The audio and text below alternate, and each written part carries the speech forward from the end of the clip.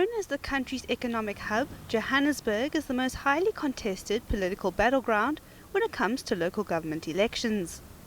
Analysts believe this will inevitably lead to more aggressive election campaigns in the city and similar metros. Johannesburg is going to be a very highly contested terrain because you must remember that Johannesburg is the largest council in the country with 270 seats, and it is also the largest city by GDP and population as well. So it does actually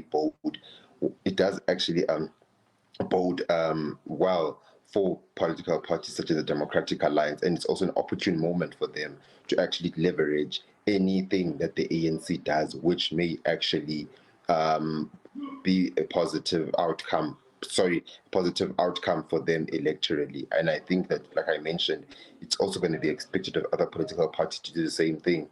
Last week, the Democratic Alliance unveiled a billboard criticizing comments made by Gauteng Premier Panyaza Lesufi, prompting the ANC to threaten legal action.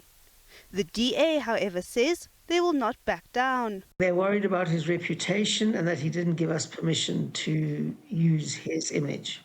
We've written and said no can do, as the old saying goes.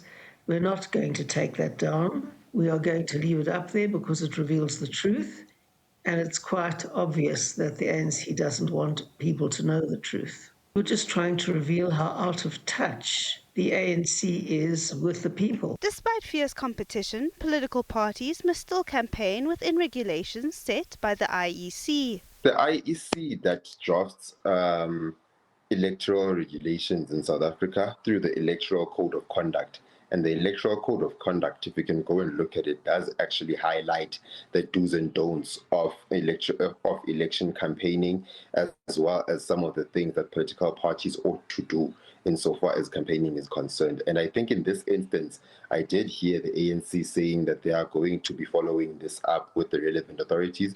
However, it is within the prescripts of the campaigning guidelines, because what is stipulated by the Electoral Code of Conduct is a political party may not post any false information about another political party. But in this instance, there is nothing false about what the DA has posted, whether we like it or not. Local government elections are expected to take place later this year. Zara Groenewald, SABC News, Johannesburg.